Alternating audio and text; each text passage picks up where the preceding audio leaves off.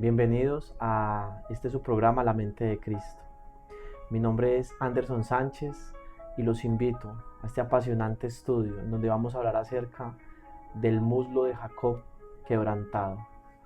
Y es que ya lo hemos dicho, que ahora queremos encontrar todo el sistema de verdad a la luz del carácter y de la gloria que emana de Cristo. Él es la imagen del Dios invisible. A Dios nadie le vio jamás.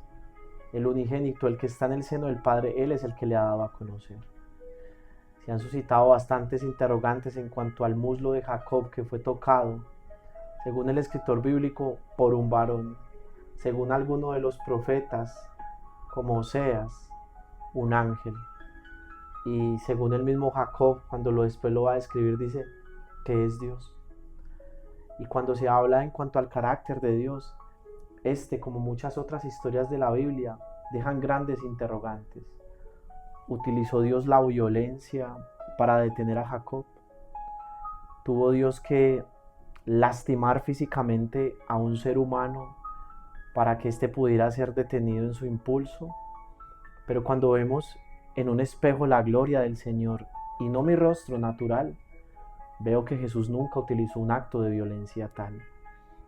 Y Él dice que quien lo ha visto a Él, ha visto al Padre, y que el Señor es el mismo ayer, hoy, por los siglos de los siglos, y que los ángeles son ministros de Dios, en pro de los que han de heredar la salvación, son agentes en favor de la humanidad. Al contemplar todos estos versículos y este contexto, nos preguntamos, ¿pero cómo armonizamos todas estas cosas? Pues bienvenidos a este apasionante estudio sobre el tiempo de angustia de Jacob y el momento cuando su cadera o su muslo es descoyuntado. Quiero comenzar en este estudio con un texto apasionante y que a mí me encanta, y está en Daniel el capítulo 12, el versículo 4. En Daniel el capítulo 12, el versículo 4, a Daniel se le pide que selle las palabras del libro, pues es para el tiempo del fin. Pero hay algo que me encanta como se le dice al profeta Daniel, y es que se le dice que selle el libro, que es para el tiempo del fin, que muchos correrán de aquí para allá. Y lo más interesante es que se le dice, pues la ciencia o el conocimiento aumentará. Y esto suscita un interrogante. ¿Conocimiento en cuanto a qué? ¿Solamente en cuanto a la ciencia, a la tecnología? Es evidente que si se está hablando de las escrituras, de los rollos que él tiene que sellar, aumentaría la ciencia en cuanto al conocimiento de Dios. Recordemos que también a Daniel se le dice que los entendidos resplandecerán y que los que enseñan la justicia a las multitudes, como las estrellas a perpetua eternidad. Habrá un conocimiento descomunal de la gloria de Dios. En Apocalipsis el capítulo 14, en el mensaje de los 3 ángeles, ya se nos dice que la tierra será iluminada con la gloria del Evangelio. Gloria, luz, dice que la tierra es iluminada. Hay luz. Esa palabra luz en griego es phos, que quiere decir conocimiento. Por eso cuando se habla de Cristo, diciendo que Él es la luz, Él es el phos, la luz del mundo. Luz es aquello que disipa las tinieblas. Tinieblas, sinónimo de ignorancia, sinónimo de desconocimiento, oscuridad. Ahora se abre ante los ojos de los seres humanos, ante su mente, un despliegue absoluto y tremendo como nunca antes visto del conocimiento de Dios. Pero es el conocimiento de Dios en la faz de Jesucristo, como lo dice Pablo en Corintios. Este versículo de Daniel, el capítulo 12, es apasionante porque nos invita a ir más allá del texto. No va a establecer un sistema propio de interpretación. Ninguna escritura es de interpretación privada, sino que los santos hombres de Dios fueron inspirados por el Espíritu Santo. Y Cristo declara que sus palabras son espíritu y son vida. Ahora, amparados en las palabras de Cristo, en su testimonio, en su ministerio y en su misma encarnación, porque la Biblia dice que la palabra se hizo carne, amparados en eso, ahora podemos ir al Antiguo Testamento, ir a toda la Escritura, y de la luz que emana de aquel que es la luz, podemos entender qué es lo que pasó en todas estas historias y estos pasajes. Porque como dice la Biblia, en tu luz veremos más luz, y Cristo es la luz.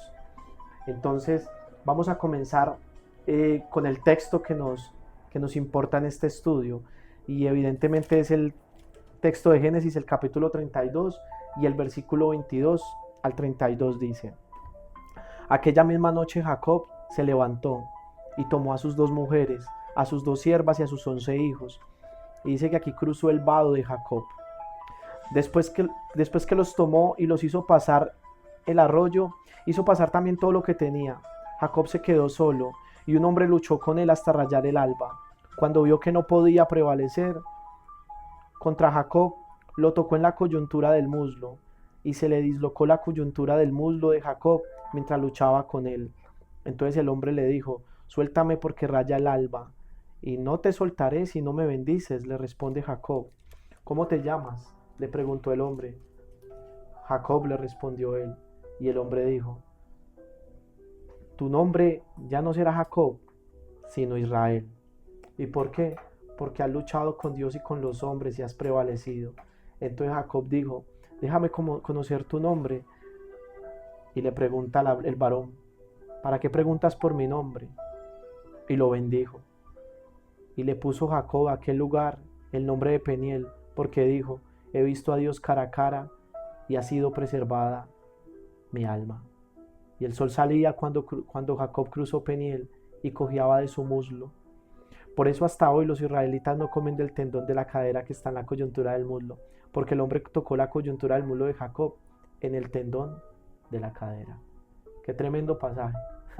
Y vamos a analizarlo, porque aquí hay varios componentes y varias cosas a analizar.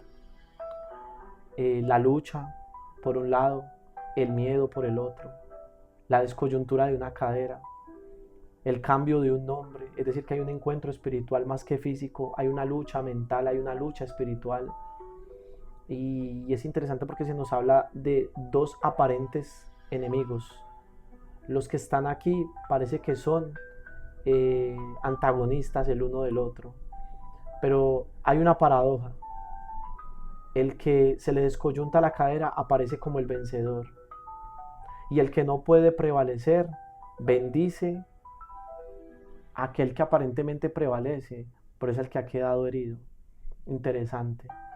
Pero antes de ir allá a estos textos, a ir a desencriptar qué es lo que está sucediendo aquí, porque yo le puedo dar cualquier aplicación, y lo más fácil es decir, el ángel tuvo que usar violencia y definitivamente Jacob resultó lesionado. Pero como digo, a la luz que emana de la gloria de Dios en la faz de su Hijo, es de llegar a entender esto de una manera clara, no dejándonos llevar por mi propia interpretación, puesto que yo no soy el intérprete. Cristo es el intérprete de toda escritura, y de la luz que emana de Él lo intentaremos lograr. Es muy lindo ver que la escritura dice que a Dios agradó que en su Hijo habitara absolutamente toda plenitud. Y también dice el apóstol Pablo que Él es la manifestación, la representación misma de la plenitud de la deidad, Jesús. Y en Jesús nunca vimos un acto de violencia como este. Antes de llegar allá al texto que nos dice que se le descoyunta la cadera, vamos a analizar el contexto emocional y espiritual de Jacob. Porque como lo decía Daniel, la ciencia aumentaría, el conocimiento. Y necesitamos mirar el contexto de toda historia y de cada historia. No podemos quedarnos con un texto. Es peligroso formular una doctrina, un pensamiento, una ideología, una hipótesis y peor, una tesis, basándonos solamente en un versículo que describe un suceso sin mirar todo el contexto, aquello que precede y aquello que sucede al evento que estamos analizando. En Génesis el capítulo 31, vamos a devolvernos un poco porque necesitamos mirar el contexto, qué es lo que lleva a Jacob a este momento tan dramático, porque nos estamos encontrando en un momento dramático en la vida de Jacob y es destacado. Entonces, ¿qué es lo que a Jacob lo lleva a este momento? Y recuerdo a Elías cuando está en una cueva deseando morir, un momento traumático para su vida, es algo inédito para él, al punto que llega a desear la muerte y se le aparece el Señor a la suave brisa en un silbo apacible, no en un torbellino, no en un terremoto, sino en un silbo apacible, y le pregunta a Elías: ¿qué haces acá, tan desesperado, tan abrumado, tan abatido, al punto de no querer vivir más? Hoy en día eso lo denominaríamos desde la psicología, desde la neurociencia, un trastorno de depresión, un trastorno de ansiedad. En ese tiempo estos conceptos no eran conocidos, pero ahora, como ha aumentado la ciencia, como lo describe el libro de Daniel, podemos ver un trastorno emocional crítico en Elías. Y aquí vamos a comprender y a entender que emocionalmente y espiritualmente Jacob no está estable por todos los acontecimientos que le han venido sucediendo. Vamos a ir directamente al versículo que quiero analizar en este momento, y es el capítulo 31 del Génesis, y el versículo 1 al 3 dice: pero Jacob oyó las palabras de los hijos de Labán, que decían: Jacob se ha apoderado de todo lo que era de nuestro padre y de lo que era de él, y se ha hecho riqueza con todo ello. También Jacob observó la actitud de Labán, ya que no era amigable para con él. Entonces el Señor dijo a Jacob: vuelve a la tierra de tus padres y a tus familiares, yo estaré contigo. Aquí hay algo muy interesante, y es que Jacob, en los días antes de encontrarse con el ángel, está experimentando dificultades laborales, dificultades familiares, y esto obviamente va a afectar absolutamente en todos los aspectos de la vida. Recordemos que lo laboral, lo emocional influye en todas las áreas del ser. Hay personas que hoy en día consultan psicólogos por un problema, sea pequeño o sea grande, en su trabajo, y muchas veces eso lo llevan al hogar, o lo que está sucediendo en el hogar va a influir en lo laboral. Aquí Jacob está enfrentando todo. Hay dificultades con los hijos de Labán. Jacob ha trabajado 14 años a Labán por sus dos hijas, por sus esposas. Hay grandes conflictos familiares, y Dios entiende todo esto, y llega el momento donde le dice a Jacob: yo he visto todo lo que ha hecho Labán contigo. Ve, devuélvete. Me encanta que le dice: devuélvete a la tierra de tus padres. Y aquí hay una promesa categórica, que si Jacob, la hubiera asimilado, le hubiera ayudado mucho en su trasegar desde la tierra donde está hasta la tierra de sus padres, que en realidad era la tierra prometida, y es: yo estaré contigo. Pero el ser humano no le suele creer a Dios. Estamos tan destituidos de la gloria de Dios que las palabras de Dios no las vemos como promesas. Las palabras de Dios no las vemos como habilitaciones. Pensamos o consideramos que tenemos que hacer algo para ser merecedores de esas promesas. Pero Dios hace la promesa no en virtud de la suficiencia del sujeto a quien se la hace, sino en virtud de su necesidad, de su carencia.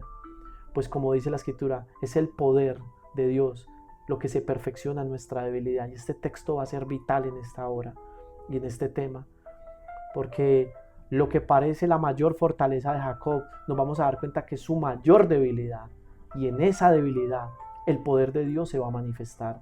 A veces pensamos que nuestras empresas, nuestro intelecto, nuestra idoneidad es nuestra mayor fortaleza para adquirirlo todo, pero vamos a ver a través de esta historia que lo que consideramos nuestra mayor fortaleza es nuestra peor debilidad. En Salomón, sus mayores virtudes eran la riqueza, su sabiduría, pero todo eso lo llevó a tener muchísimas mujeres, también a cometer muchísima apostasía y también a desviarse demasiado del camino. Lucifer dice que él corrompió su sabiduría a causa de su hermosura, a causa de su intelecto. Aquello que era una fortaleza, que él consideraba lo mejor que tenía, llegó a ser su peor debilidad.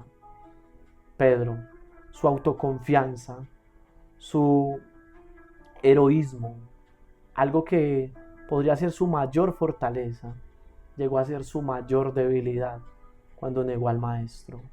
Jacob tiene un gran vigor físico, una gran persistencia, una gran astucia para lograr todo lo que tiene, de la manera que sea por el ejercicio de la fuerza, sea por el ejercicio de la astucia, como en el plato de lentejas con su hermano, a quien le quitó la primogenitura con ello, cuando ya la promesa estaba.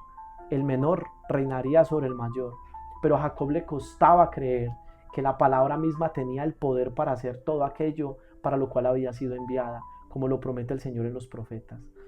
Ahora se va a ver en un dilema, pero Dios le está dando la seguridad de antemano que se devuelva, porque Él estará a su lado. Hay otro texto, ahí mismo ese versículo, ahora el versículo 13 dice, y Dios le vuelve a confirmar lo siguiente: yo soy el Dios de Betel, donde tú ungiste un pilar, donde me hiciste un voto. Note que aquí Dios le dice a Jacob, le recuerda que Él es el Dios que se le apareció en Betel, y ya vamos a ir allá, porque en Betel es donde Jacob tiene un sueño, tiene un gran sueño, y en ese sueño Dios también le manifiesta que ha estado con él, y le dice: me ungiste un pilar donde me hiciste un voto, y le dice: levántate ahora, sal de esta tierra y vuelve a la tierra donde naciste. Pero Jacob en este momento no ve a Dios con la mente de Cristo, y es natural, porque Jacob está en un crecimiento. Dios lo está devolviendo a la tierra de sus padres, no para ser asesinado por su hermano, no para que le destruyan la madre con los hijos. Dios le está diciendo: yo estaré contigo, yo voy a estar, estoy a tu lado. Ahora, quiero devolverme un poco, porque Dios acá le acaba de decir a Jacob: yo soy el Dios que se te apareció en Betel, donde me ungiste un pilar. ¿Qué es lo que pasa en Betel? Noten que ya hay dos veces donde la Biblia dice que Dios le ha hecho a Jacob la promesa de que va a estar con él. Ahora, en el capítulo 28 del libro del Génesis, desde el versículo 11, vamos a ver que Jacob tiene un sueño. Y en el versículo 11 dice, desde el 10 dice: y Jacob llegó de Beerseba, salió de Beerseba y se fue para Harán. Y llegó a cierto lugar y pasó la noche allí, porque el sol se había puesto. Y tomó una de las piedras del lugar y la puso de cabecera. Dice que él se acostó y tuvo un sueño. Y había una escalera apoyada en la tierra, cuyo extremo superior alcanzaba hasta el cielo. Y dice que por ella subían y bajaban ángeles de Dios. Qué tremendo sueño. Y en el versículo 12 Dios le dice algo. Y él dice algo el texto: y el Señor estaba de pie junto a él. Qué bonita escena. No es que el Señor estuviera en el sueño, no es que el Señor solamente estaba en ese lugar. Dice que el Señor estaba junto a Jacob. El Señor está junto a él. Y hay algo interesante. Y le dice: yo soy el Señor, el Dios de tu padre Abraham y el Dios de Isaac. La tierra en la que estás acostado te la daré a ti y a tu descendencia. ¡Qué promesa! Tiene un sueño, y el sueño, ¿qué significa? Dios le traduce el sueño, Dios le interpreta el sueño, y es que va a estar con él, así como está contigo. Dios está contigo. No es que está solamente en un lugar, no es que se te aparece en un sueño y está en el sueño, o está en un lugar que frecuentas, o está en el lugar donde pasas un momento de felicidad, o está en el lugar donde pasas un momento de tristeza. Dios no está en lugares, Dios está con personas. Dios está contigo, Dios está con Jacob, Dios está conmigo. La pregunta es: ¿le creeremos? Ahora noten lo que sigue diciendo. En el versículo 15, quiero ir hasta el 15. Ahora bien, yo estoy contigo, se lo vuelve a decir: yo estoy contigo, te guardaré por donde quiera que vayas y te haré volver a esta tierra. No te dejaré hasta que haya hecho todo lo que he prometido. Jacob tiene que huir de Beerseba para Harán, y en Harán es donde va a conocer a Labán, es donde va a adquirir sus esposas. Y nos estamos retrocediendo en el tiempo, porque es importante entender todo lo que Dios le ha dicho a Jacob, el contexto de la vida de Jacob, qué es lo que lo lleva al lugar donde él parece que tiene una lucha tremenda con Dios y piensa que lucha con un enemigo. Pero es porque Jacob vemos que está teniendo una vida de lucha desde muy joven, desde muy joven. Empieza una gran lucha con su hermano, un hermano que le ha declarado la guerra. Y ahora Jacob va a tener una tendencia mental, y es a estar continuamente en estado de alerta, en un estado de alerta continuo, por su hermano, luego Labán, la lucha diaria, el ganado, que Labán le está cambiando el sueldo, que los siervos de Labán, que los hijos de Labán. Y vemos que es una persona que la vida parece que lo está encaminando frecuentemente hacia conflictos familiares, espirituales, lucha con Dios. De hecho, cuando el ángel le da la bendición y le cambia el nombre, le dice, has luchado con Dios y con el hombre. Y era la vida de Jacob. Era una vida de lucha continua. Pero ahora nosotros vemos a la luz de Cristo todo esto y Jesús dice, descansen en mí.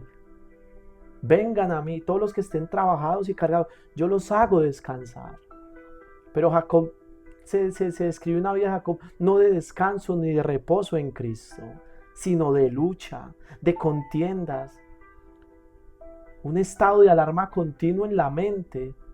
Y hoy en día la neurociencia declara que una persona que está en estado de alarma continuo segrega altos niveles de cortisol y de adrenalina en su cuerpo. El cerebro está segregando continuamente estas sustancias que inmediatamente, obvio, van a afectar la mente, van a afectar lo espiritual y algo más. Las personas o el ser humano somatizan los trastornos emocionales.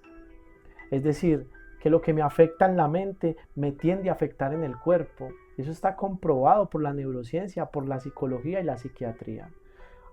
Existen personas en el mundo que todo lo que pasa en la mente se somatiza en el cuerpo, es decir, se manifiesta en el cuerpo, se le brota la piel, se le irrita la piel. Hace unos días encontré a una chica y tenía unas quemaduras tremendas en el cuello, en la piel, y yo le preguntaba qué le pasaba, y me decía que era el estrés por la universidad. Se le somatiza el estrés y se le manifiesta en el cuerpo. Hay personas que se les ha despertado enfermedades tan graves como el cáncer, por un trastorno como el estrés, como la depresión. Y es interesante que Jacob está experimentando una vida de lucha continua, al punto de que su mente, sus emociones son llevadas al límite. Y eso se va a ver en toda la vida de Jacob. Entonces me gusta que Dios por eso le tiene que constantemente hablar y reiterar que Él estará con él, le da el sueño. Y no solamente eso, vamos a ver ahora que a Jacob incluso se le aparecen ángeles de Dios, intentando calmar su espíritu, apaciguar esas emociones. Me gusta que Dios le dice, no te dejaré, en el versículo 15, no te dejaré hasta que haya hecho todo lo que te he prometido. Y despertó Jacob del sueño y dijo, ahora noten lo que dice Jacob, y dijo, ciertamente el Señor está en este lugar y yo no lo sabía. Notan lo que dice Jacob cuando despierta del sueño, ciertamente el Señor está en este lugar y yo no lo sabía. Pero el versículo 13 nos dice que el Señor no estaba en el lugar, el Señor está con Jacob. El Señor, más que estar en lugares, está con usted, está conmigo, está con todos. Pero Jacob ahora está empezando a interpretar. Y aquí se introduce un concepto y un principio que no podemos nosotros ignorar. Y es cómo el hombre está percibiendo la realidad de las cosas. Hay una ciencia que estudia, y me parece muy interesante, porque estudia las estructuras de las experiencias humanas, y es la fenomenología. Y la Biblia tiene principios fenomenológicos. Cómo el hombre experimenta los fenómenos que lo rodean, cómo percibe de acuerdo a las imágenes mentales que tiene, cómo percibe la realidad, cómo percibe los fenómenos. Por ejemplo, Caín, cuando mata a su hermano, Dios se le aparece preguntándole, ¿dónde está su hermano? Y esto es algo tremendo, porque Caín, de acuerdo a lo que tiene en su mente, de esa manera va a percibir su realidad y declara, este pecado es muy grande para ser perdonado, de tu presencia huiré, errante seré en la tierra. Pero es que Dios nunca lo ha desechado, Dios no lo ha desterrado, Dios no lo ha condenado. Y aparte de eso, Caín dice, cualquiera que me encuentre me matará. ¿Cómo está percibiendo Caín el fenómeno de que Dios se le haya aparecido, de que le esté preguntando por su hermano? ¿Cómo Caín está interpretando todo lo que está aconteciendo? El primer homicidio en la tierra. Lo está percibiendo con un miedo aterrador, al punto de pensar que el que lo vea también le va a quitar la vida. Dios interviene y le dice, no será así. Y hay muchos más ejemplos de esto en la Biblia, los cuales en este momento no vamos a analizar, pero es importante ver que desde la fenomenología Caín tiene unas imágenes en su mente, y ahora esas imágenes las va a proyectar en la experiencia en las experiencias que le van a suceder, más precisamente en la experiencia con el ángel, pero eso lo vamos a ver más adelante. Hay algo también importante que yo quiero destacar y son las características que estudia y analiza la fenomenología. Una de ellas es la interacción de la conciencia. La conciencia siempre suele estar dirigida hacia algo. El pensar, el sentir, el considerar, siempre está relacionado con algo a lo que tendemos. Por ejemplo, en el libro del Génesis dice que Dios miró al hombre en la época del diluvio y dice que todos los pensamientos de ellos eran de continuo solamente al mal. Hay personas que tienden a ser negativas, que tienden a ser depresivas, que en todo buscan algo negativo. Esta es una de las características de la fenomenología. Analizar, entender aquellas estructuras del ser humano que de acuerdo a lo que piensan, a lo que creen, eso está inclinado hacia cierto aspecto. Puede ser la ira, puede ser la violencia, puede ser el enfado, pueden ser la depresión, etc. Otro aspecto otra característica de la fenomenología es rechazar suposiciones previas. Es decir, analizar un fenómeno, un evento, y darle respuesta no de acuerdo a lo que la generalidad ha considerado.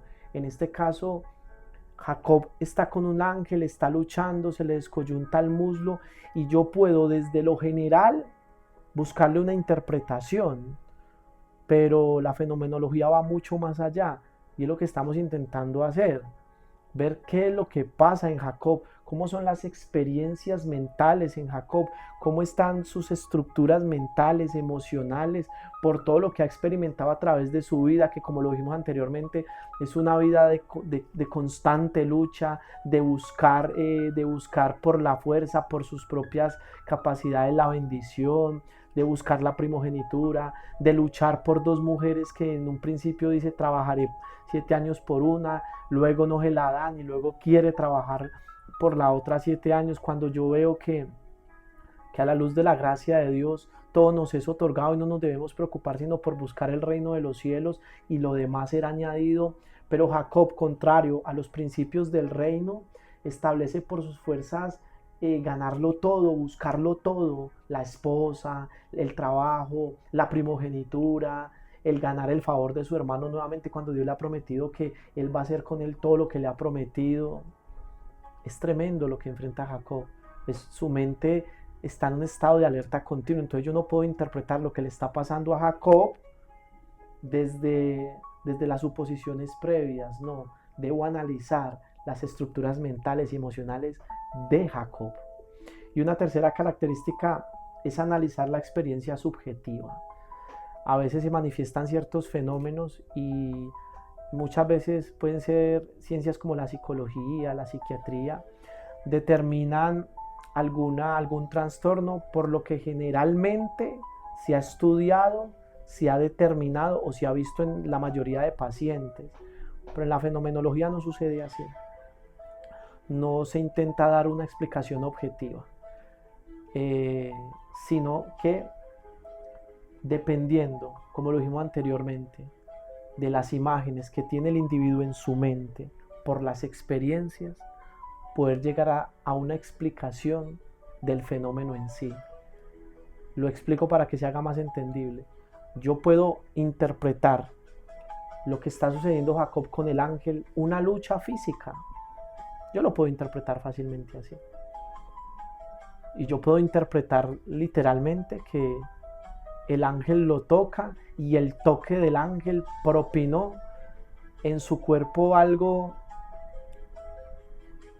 físico que le desequilibra a Jacob y lo deja cojo. Pero el texto bíblico nunca dice que por el toque Jacob queda cojo. Parece que lo dice, pero cuando hacemos un análisis detallado nos damos cuenta que el texto no dice eso. Y cuando analizamos aún más las experiencias mentales que está teniendo Jacob por lo que físicamente, literalmente y por la experiencia vivido durante toda su vida, O sea, es una realidad que tenemos que nosotros analizar. Pero vamos a continuar. En el versículo 17 dice, entonces después de que Jacob dice, Dios estaba en este lugar y yo no lo sabía, dice que tuvo miedo y allanó y añadió, cuán imponente es este lugar, esto no es más que casa de Dios y esta es la puerta del cielo. Noten que el escritor solamente está describiendo, siendo inspirado, lo que Jacob dice y piensa. Y es algo que debemos entender en la Biblia. Dios inspiró al escritor, pero no las palabras. Dios inspira al hombre, pero el hombre con sus palabras intenta describir lo que Dios le está inspirando. Es decir, que la escritura tiene el tinte humano, tiene el tinte humano, tiene la mancha del humano, también de la humanidad. Por eso es que necesitamos a la luz de Cristo entender la escritura. Dios dijo, mis pensamientos no son tus pensamientos. Al leer la escritura necesito la mente de Cristo, porque la mente de Cristo es la mente de Dios. Y es interesante que aquí Jacob ahora está interpretando lo siguiente. Primero dice que tiene miedo. Primera de Juan 4:18 dice que en el amor no hay temor, porque el perfecto amor echa fuera el temor, porque el que teme lleva en sí castigo y no ha sido perfeccionado en el amor. Eso lo puedes encontrar en Primera de Juan 4:18. Entonces Jacob no ha sido perfeccionado en el amor, por eso tiene miedo, y la Biblia dice que Dios es amor. Entonces Jacob aún está lejos de tener una concepción correcta del carácter de Dios, por eso tiene miedo. Y sigue teniendo miedo como Adán en el huerto, como lo vimos en los temas anteriores. Tiene miedo porque no ha sido perfeccionado en el amor. La información de la bestia, la información de la serpiente está en la mente. Es por eso que en Apocalipsis se dice de los redimidos que tienen el nombre de Dios en su frente, ya no el nombre de Dios según la bestia, es el nombre de Dios según el Cordero. Y Jacob sigue teniendo miedo y dice, este lugar es imponente, pero en el sueño se dice que Dios estaba junto a él y que Dios está junto a él, no en lugares, está con personas. Y Jacob se levanta muy de mañana, toma una piedra y dice que la erigió y derramó aceite y le pone a aquel lugar Betel, que significa casa de Dios. Pero la casa de Dios no era Betel, la casa de Dios era Jacob, porque Dios quería estar con Jacob, quería estar en Jacob. Entonces vemos que el texto nos dice cómo Jacob interpreta el sueño e interpreta el acercamiento de Dios o por parte de Dios. Y bueno, tampoco está mal que Jacob haya llamado Betel casa de Dios. Podemos colocarle a un lugar casa de Dios y no está mal, pero más que un lugar, Dios desea estar con cada uno de nosotros y le ha dado la promesa a Jacob. En el versículo 19 dice, y a qué lugar le puso por nombre Betel, aunque anteriormente el nombre de la ciudad había sido Luz. Y es muy bonito que ese lugar se llamaba Luz, lo que decíamos al principio. Luz quiere decir conocimiento. Dice que Jesús era la luz del mundo. Y qué bonito que Dios haya elegido este lugar para manifestársele allá a Jacob, porque allí Jacob, en este lugar, iba a haber mucha más luz. Entonces Jacob hizo un voto. Ahora noten que Jacob hace una promesa. Si Dios está conmigo y me guarda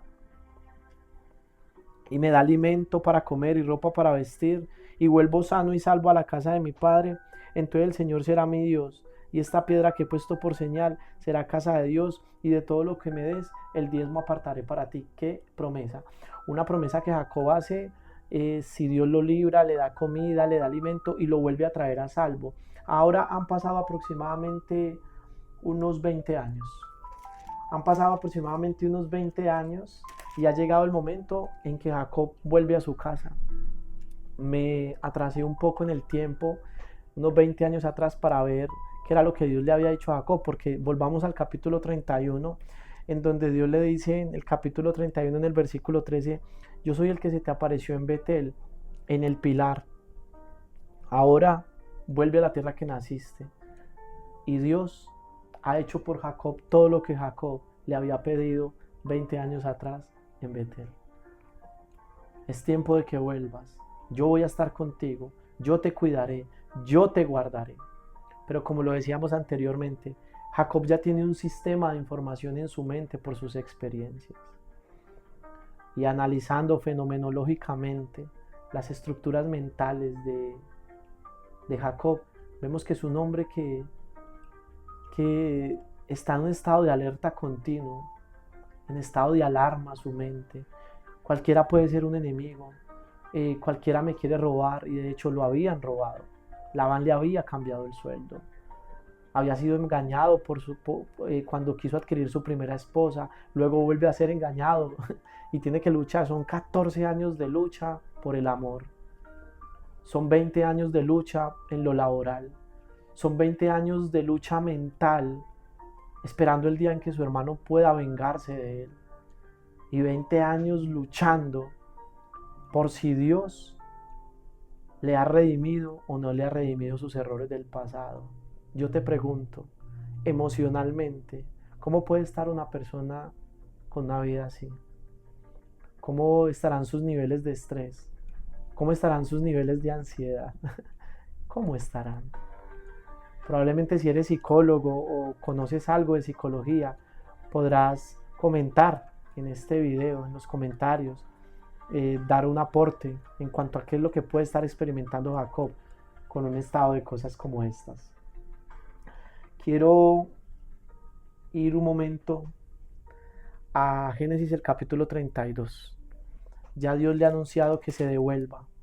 Y ahora desde el capítulo 32 empezamos a encontrar unos detalles muy interesantes, particulares y para destacar. En el capítulo 32 del libro del Génesis, vamos a empezar a leer desde el versículo 1. ¿Listo? Dice, cuando Jacob siguió su camino, los ángeles de Dios le salieron al encuentro. Yo quiero que nosotros destaquemos algo ahora acá. Dios ya se le ha aparecido en un sueño a Jacob. Y en el sueño le ha dado la seguridad de que ha estado con él. Por lo menos más de 4 veces hemos leído que Dios le da la seguridad de que está con él. Eso debe calmar el aliento, eso debe calmar el corazón. No importan los errores, no importan que hayas tropezado. Dios está a tu lado. Dios ha prometido que te cuidará. ¿Cuánto creemos en eso? Es que necesitamos creer en el amor de Dios. Es que es lo único que puede salvarnos y darnos esperanza en este mundo donde el amor parece una utopía, donde nos traicionan, donde nos engañan, donde nos dicen te quiero, pero después cometes un error y se separan de vos, donde te dice un amigo te valoro por como eres, pero llega un momento donde sucede alguna cosa y ya no te valora por lo que eres. Ahora, dependiendo del error que hayas cometido o de las falencias que no has superado o en la piedra que siempre sigues tropezando, y hasta ahí se le acaba la paciencia y te abandona, te quita su amistad y luego te juzga y te echa en cara tus errores pasados, porque ese es el amor humano, es efímero, es ambivalente. Y entonces, como lo que decíamos del aspecto fenomenológico, de acuerdo a esas experiencias, esas imágenes mentales que yo tengo, proyecto esas imágenes en Dios, proyecto esas imágenes en el reino. Entonces por eso pienso que el amor de Dios tiene un límite, que el reino de Dios me acepta hasta cierto punto, pero después ya no puede tolerar ciertos comportamientos. Pero Dios no es así. Porque yo no debo proyectar mis emociones, ni mis sentimientos, ni mis imágenes mentales en Dios. Debo proyectar el carácter de Cristo en Él.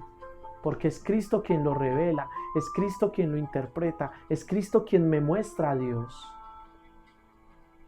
Él le dijo a Felipe, hace tanto que me has visto y no has visto al Padre. El que me ha visto a mí lo ha visto a Él. Debo proyectar el carácter de Cristo en Dios, no el mío. Y dice que se le aparecieron ángeles de Dios y le salieron al encuentro. Y ahora noten lo que pasa en Jacob. Y al verlos Jacob dijo, este es el campamento de Dios. Por eso le puso a aquel lugar el nombre de Mahanaim, o los dos campamentos.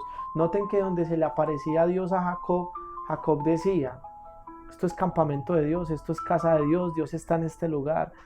Pero Jacob tenía que entender que más que un lugar, Dios estaba con él.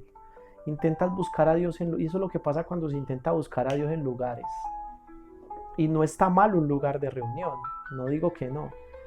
Pero cuando pienso que encuentro a Dios solamente en un lugar, porque dudo del amor, porque como dije anteriormente, está tan tergiversado el concepto del amor divino en mi mente que pienso que el amor de Dios es como, incluso como el de mi mamá, y a veces se compara el amor de Dios como el de una madre, pero yo te digo, ni siquiera se debe comparar con el de una madre.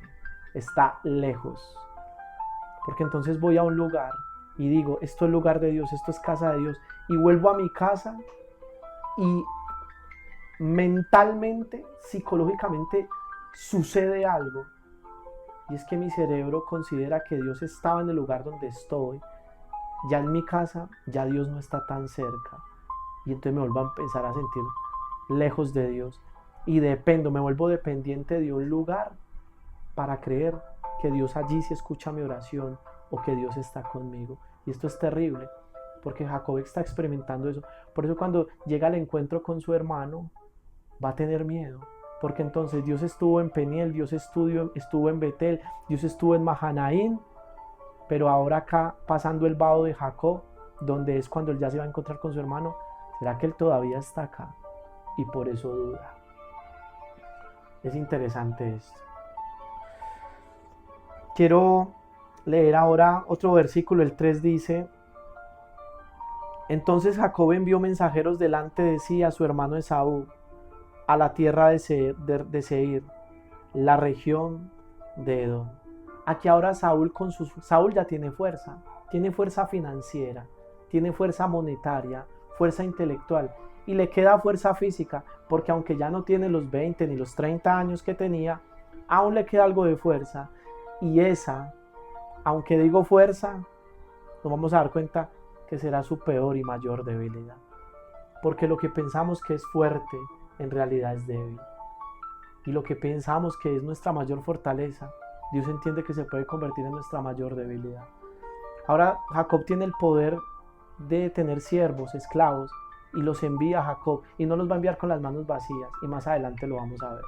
El versículo 6 dice: y los mensajeros regresaron a Jacob diciendo: fuimos a su hermano Esaú, y él también viene a su encuentro, y 400 hombres con él. Esto es lo que sucede cuando no confío en la promesa de Dios, cuando no me aferro a su promesa, sino a mi fuerza para ser bendecido, a mi fuerza para adquirir lo que quiero, para conseguir lo que deseo. Se llega de un momento alguna noticia y ya eso me abruma y me va a volver y me va a sobrecoger de miedo, porque mi fe no descansa en la promesa de Dios, descansa en mi poder financiero, descansa en mi poder mental o en la influencia que pueda tener en algún lugar o con algunas personas. Cuando Jacob escucha que su hermano viene con 400 hombres, dice que, y uno nota en el versículo 7, y Jacob tuvo mucho miedo, mucho temor y se angustió. Y esto es algo que no podemos evitar mencionar, porque desde hace 20 años atrás hacia adelante, Jacob está en su mente, la corteza prefrontal, el sistema nervioso central está experimentando altos niveles de estrés, de angustia. Y el hombre dice que se angustia, que ya no es raro en la vida de Jacob, angustia mental, temor, estrés. Y dice que eso lo lleva a hacer algo. Dice que divide los dos campamentos, la gente que estaba con él, las ovejas, las vacas y los camellos. Y ahora aquí se le añade algo que quiero mencionar. Jacob viene desde Harán al norte y desciende hacia la tierra de sus padres. Él ya ha llegado a la tierra.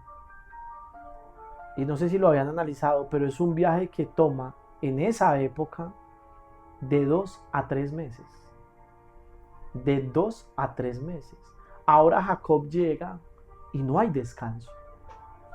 Ahora, al ver lo que está pasando, empieza a dividir los dos campamentos, empieza a trabajar. Hay un desgaste físico grande y esto va a ser importante. Esto va a ser muy importante. Porque Jacob va a empezar a tener cansancio mental, emocional, espiritual. Tiene poco tiempo para orar. Noten que Jacob tiene poco tiempo ya para orar. Dice que en el sueño hace una oración y una promesa. Pero luego de ahí en adelante Dios se le empieza a manifestar. Tiene poco tiempo para orar, tiene poco tiempo para meditar, tiene poco tiempo para reflexionar. Porque su mente, sus fuerzas mentales, espirituales y físicas están centradas en el problema, en el miedo y en la angustia. Y no están centradas en aquel que le ha prometido que lo va a cuidar, que lo va a guardar. Está a punto de estallar emocionalmente. ¿Y el cuerpo hasta cuándo le aguantará? Continuemos. Dice que empieza a dividir los dos campamentos. Son casi 3 meses de viaje. Y el hombre llega y empieza a trabajar en pro de ser librado de un conflicto bélico. Sigamos leyendo.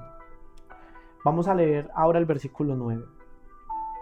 Entonces Jacob dijo: oh Dios de mi padre Abraham y Dios de mi padre Isaac, oh Señor, que me dijiste: vuelve a tu tierra y a tus familiares, y yo te haré prosperar. Indigno soy de toda la misericordia que me has mostrado, porque solo yo y mi cayado crucé este Jordán, y ahora he llegado a tener 2 campamentos. Ahora líbrame de la mano de Saúl, porque le tengo miedo. Y le dice: no sea que venga y me hiera la madre y los hijos. Y esto es interesante porque cuántas veces Dios le ha prometido que lo cuidará, pero es la condición humana. En la incertidumbre se nos ciegan los ojos de la fe y le vuelve a clamar a Dios por algo que Él ya le viene prometiendo hace años. Es que lo va a cuidar. A veces nos sucede eso, ¿no? Señor, tengo este problema, ayúdame, líbrame. Y Dios, a través de la Biblia, a través de la vida de Cristo, nos ha hecho promesas. Tienes miedo y ansiedad, busca el reino de Dios, lo demás vendrá por añadidura. Tienes pánico, temor y no controlas tus emociones. Se nos dice que nos ha dado un espíritu de poder y dominio propio y no de temor. Hemos pecado, dice que abogado tenemos. Y están todas esas promesas. Y hemos orado y al otro día, a la media hora, a los 2 días, seguimos orando por aquello que ya oramos, que ya pedimos y que ya se nos prometió. Es nuestra condición, estamos llenos de miedo. ¿Pero por qué estamos llenos de miedo? Porque no conocemos el carácter de Dios. No conocemos, dudamos de su amor, dudamos de su bondad. Pensamos que llegará el momento donde ya no nos va a amar más ni a cuidar más. Y en el versículo 11 dice: líbrame, te ruego, de la mano de Saúl mi hermano, porque yo le tengo miedo, no sea que venga y me hiera a mí y a las madres con los hijos. Porque tú me dijiste: de cierto te haré prosperar y haré tu descendencia como la arena del mar, que no se puede contar por su gran cantidad. Y Jacob pasó allí toda aquella noche. Entonces, de lo que tenía, escogió un presente para su hermano. Y es interesante porque Jacob empieza a escoger bueyes, asnos, cabritos, escoge de todo para darle a su hermano. Y aquí vemos algo: él tiene fuerza monetaria, y esa fuerza monetaria lo va a llevar a él a ofrecerle a su hermano dinero, promesa, riqueza. Y esto va a causar en Jacob más ansiedad, porque en realidad, aunque tiene una fortuna para enviarle a su hermano como un presente o como una dote para que le perdone la vida por lo que hacía muchos años le había hecho, cuando nuestra fe está cimentada en el dinero, en los recursos, en algún momento se va a derrumbar. La emoción no lo va a soportar y entenderemos que la paz no se encuentra con dinero. Llega un momento donde Jacob, aunque le envía presentes a su hermano, sigue estando aterrado y lleno de temor. Hemos analizado en esta primera parte lo que emocional y espiritualmente Jacob ha enfrentado durante mucho tiempo. Y nos vamos a dar cuenta que después de muchos años de lucha, que después de un viaje de 3 meses, y vamos a leer en la segunda parte que pasa toda una noche trabajando, dividiendo los campamentos, pasando el vado de Jacob, organizando una cosa, organizando la otra, tiene poco tiempo para dormir, tiene poco tiempo para descansar, tiene poco tiempo para reflexionar, para reposar en Dios. Dios le ha prometido que está con él, que lo va a ayudar, que no lo va a dejar hasta cumplir todo lo que le ha prometido. Pero Jacob sigue con miedo y no se aferra a la promesa del cuidado con Dios. Le envía un montón de ganado a su hermano, a ver si de pronto el presente, el ganado que le envía, los recursos que le envía, le sirven para que le perdone la vida, y no confía en que Dios le ha prometido que lo guardará. Esto es la mente de Cristo, y te pido que me acompañes en la segunda parte para ver el desenlace de esta historia: el muslo del yo quebrantado.